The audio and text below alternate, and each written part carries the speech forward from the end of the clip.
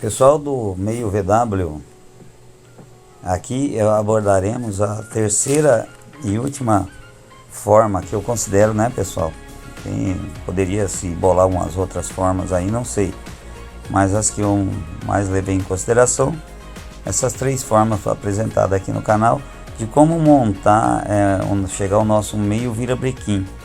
Bom, pessoal, essa daqui é uma das maneiras utilizadas, da que eu considero assim a segunda melhor maneira de se montar o meio virabrequim. Bom, nesse caso, pessoal, corta-se rente, né? Corta-se rente ao terceiro contrapeso, é arrancado fora, deixado somente o munhão do mancal central ali do nosso bloco do motor. Pessoal, como dito, né, mesmo esse virabrequim com os contrapesos grandes, né, a gente coloca os chamados virabrequim race, né, de curso ou não, você pode estar comprando o curso original. Foi o caso do Pablo Galucci, ele montou um motor meio com o virabrequim race, mas curso original, tá? Mesmo com esses contrapesos maiores, pessoal, ainda é insuficiente. Não me perguntem por que eu digo que é insuficiente. Eu acredito que os americanos chegaram experimentando, né, chegaram à conclusão que tinha que colocar um pouco mais de peso. Então, pessoal, é adicionado esse peso aqui, ó. Vocês verem que aqui foi soldado uma chapa aqui por dentro, tá? Essa chapa é soldada somente aqui, não é soldada aqui.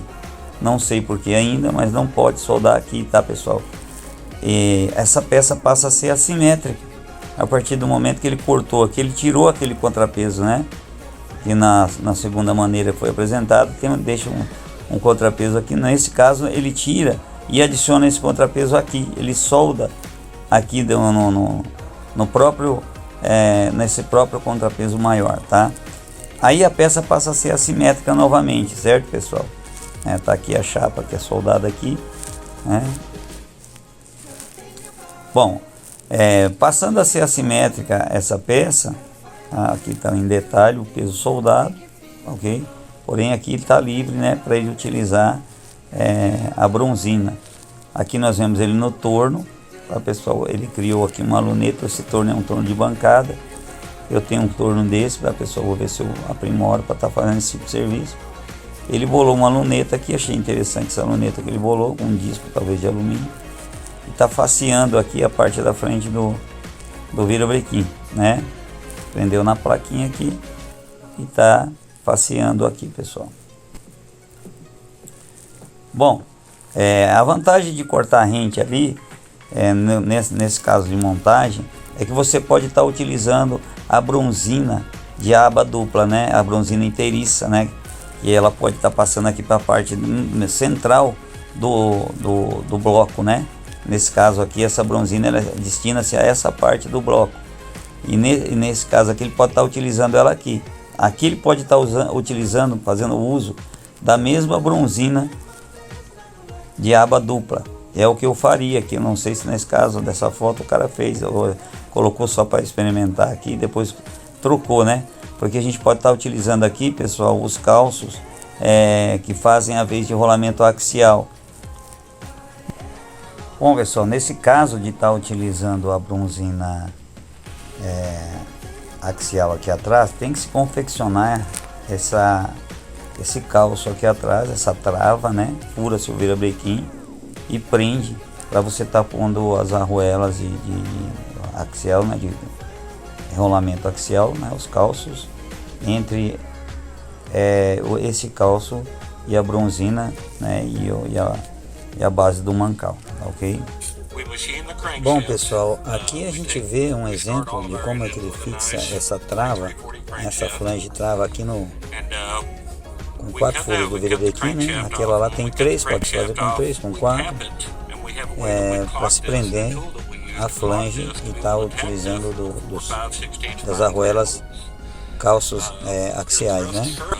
A vantagem de estar utilizando esse sistema é que você pode criar um rebaixo nessa flange e está adequando com a folga necessária, e pode estar se utilizando dos calços que você obtém que tem medidas variadas, né?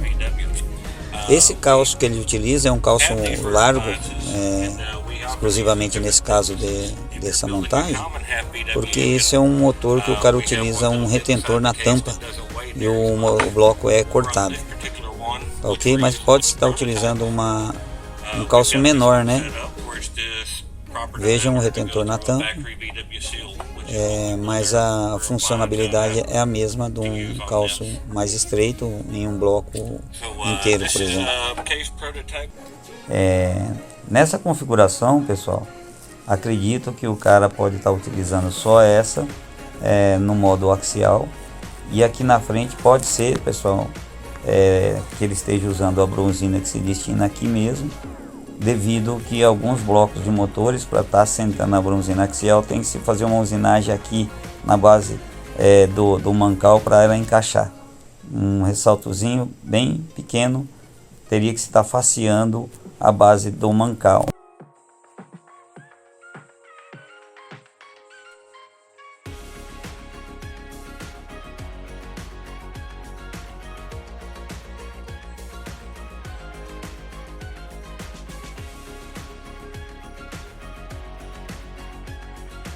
Tá? Alguns blocos tem-se que tirar um ressalto que fica aqui, um ressaltozinho bem pequeno, teria que estar faceando a base do mancal. Então, pessoal, na montagem do meio VW tem algumas características, algumas coisas, alguns detalhes que serão percebidos simplesmente na hora da montagem, né? E aqui o cara resolveu isso, ele não precisa usinar aqui, porque ele está tirando a folga axial aqui. Eu usaria a bronzina de folga axial aqui e usaria outra aqui, mesmo que tenha que vir facear esse ressalto aqui no bloco.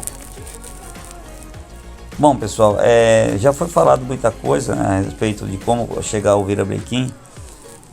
E esse daqui é uma das maneiras, tá, pessoal, que eu acho assim a segunda melhor maneira, devido ele já ter os contrapesos, né, os contrapesos grandes, essa parte que você adiciona esse contrapeso, e a peça passa, nesse caso a peça passa a ser assimétrica. E como resolver isso, pessoal? É da mesma maneira que se resolve nos outros, no virabrequim, com o contrapeso que se deixa lá atrás. É colocado uma chapa no cubo da hélice para poder estar equalizando com a chapa soldada aqui atrás. Então nós temos uma chapa aqui e uma outra chapa aqui, tá, pessoal? Pessoal, qualquer que seja a maneira utilizada para fazer o meio virabrequim, acredito que todas funcionem. Nas três maneiras você pode estar optando ou não em fazer esse furo de alívio para potencializar a inércia do motor, do motor não, pessoal, do virabrequim, né? Nós vamos ter aqui um volante, simulando um volante, essa chapa, com essa chapa do cubo, né? Na verdade os contrapesos aqui já são maiores, mas você adiciona um pouco mais de peso, devido, acredito eu, pessoal, pela experimentação dos americanos, chegaram a essa conclusão, tá? E outra, pessoal, nas três maneiras tem-se que fazer o balanceamento. Primeiramente, você faz o balanceamento estático para equalizar os pesos da chapa que está soldada aqui com a chapa aqui. Você vai apoiar numa base rolamentada como aqui e girar manualmente até que ele fique o mais equilibrado possível. Um exemplo de balanceamento estático, com duas bases simples, rolamentadas, perfeitamente niveladas, né? Para equalizar as chapas do cubo. Nesse caso aqui ele só está fazendo o balanceamento das peças sem chapa, sem nada. E depois, pessoal, vamos fazer o teste de vibração a 1200 a 1500 RPM numa máquina de balanceamento.